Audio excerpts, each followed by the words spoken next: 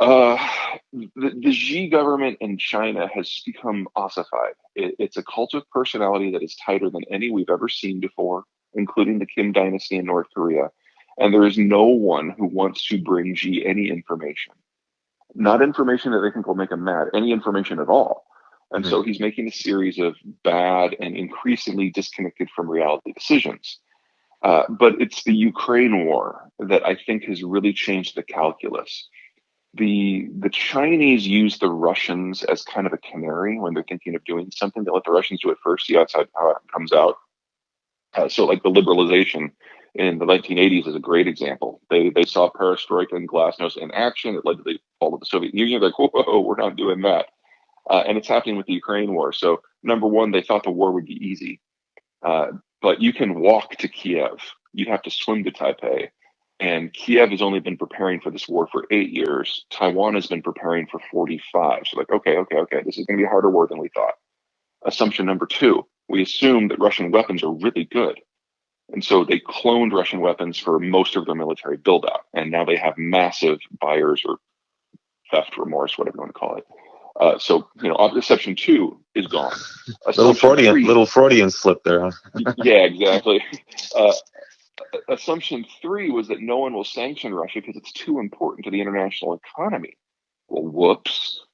And say what you will about the Russian economy, it's a massive exporter of energy and food products, whereas China is the largest importer of both. If you cut off China from international food supplies and the things that go into fertilizer and fuel, they will deindustrialize in under a year and a half and probably have 500 million people suffering from famine. That's the end of China as a modern industrialized power. But I think the thing that scared them the most were the boycotts. Most of the restrictions on operations in Russia were not done by governments. It was individual companies saying, we don't want to be a part of this. And that is the entire Chinese development model. So every assumption that they have made for the last 40 years to prepare for Taiwan has been proven laughably wrong. They've got to start over. And it's not clear in a one-man cult of personality government that that's even theoretically possible. So yeah, I think Taiwan's going to be okay. Hmm. Well, let's start with eugenics. There's a lot of things we didn't understand about population policy when that existed, and so leaving aside the racism and the "I get to play God in your life" angles of that, which I would frown upon, Mhm. uh, we were we were sterilizing people who had genetic conditions, thinking that made a difference. Things like bad eyesight in Sweden, for example. And so I would argue that our science had not yet cut up to what some bureaucrat thought was a brilliant idea. And the damage that we did to ourselves across the world was not minor. As to the competition, if that's the word you want to use, between the advanced world and parts of the rest of the world that we're, maybe less than enthused of at the moment, I am not too concerned about that. Well, let me rephrase that. I am concerned in a very different way. Um, you are correct in that for the most part, birth rates in the Middle East have not dropped, but it's not because these areas have industrialized or built up their agricultural system.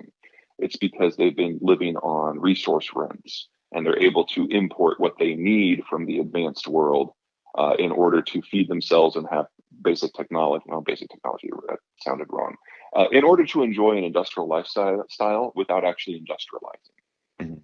which means if you break down globalization and transport, most of them are fucked because they don't have the capacity to supply themselves and they are utterly dependent upon civilian levels of security on the high seas in order to generate the income that they need to buy what they want.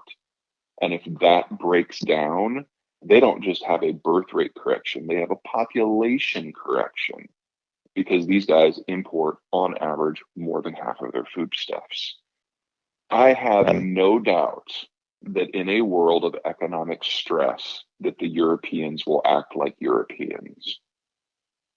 There are very limited routes that you can get in. And if the Europeans decide that their culture is under serious threat, they will dust off some older policies and do what they do best. And it'll be ugly. And we will have significant famine across most of the Middle East. I'm not so worried about Algeria and Morocco. They have more advanced systems. This isn't not where the migrants are coming from, and they have decent trade relations. Libya is probably going to be occupied by the end of this. Egypt will be terrifying. Egypt, if it switched all of its farmland to wheat, it still can't feed its population. So you're looking at losing at least a third of the population, assuming climate change doesn't cause a problem, assuming they can still import the fertilizers that they need. Saudi Arabia is probably going to enter into a de facto military pact with an outside power who will probably provide them with food in exchange for oil. And you might see echoes of that in places like Kuwait or the UAE. But overall, I think we're going to see a lot less resource exports from the overall region. And that means we're going to have population adjustments.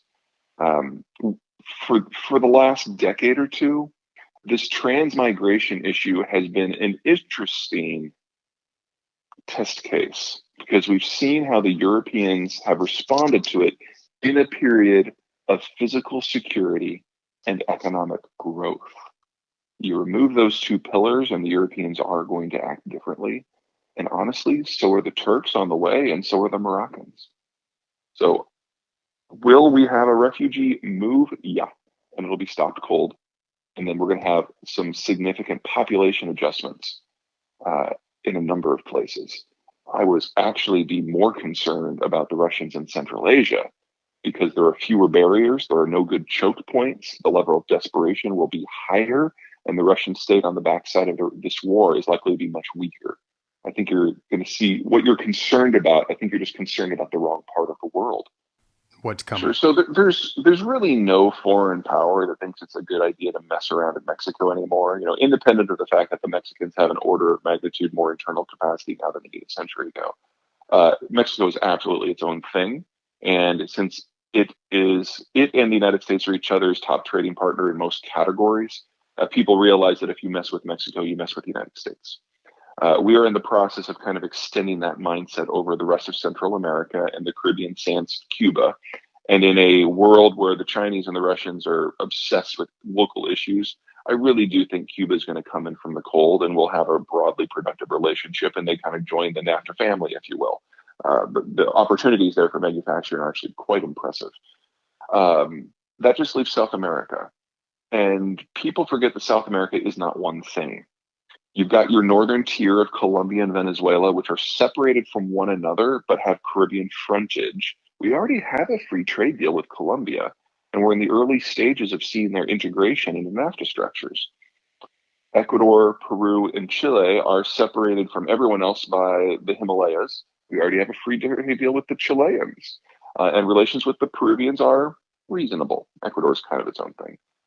The only place where you can get integration within the region is the southern cone of Brazil, Argentina, and the Guays. But Brazil is dependent upon international trade. Argentina is not. So we can have that part of the world, which is further from us than Europe, kind of go its own way. And as long as we keep foreign powers from using the Western Hemisphere as a foothold, this is an easy carry. One of the reasons that the Monroe Doctrine worked, even though we didn't have a functional Navy at the time, the Western Hemisphere is a long haul from the Eastern Hemisphere's land masses, especially when you're talking about places like Japan or Europe that are far north instead of far south. So we can build out a system where we incrementally expand the economic orbit of NAFTA to countries that are willing and eager, I might add.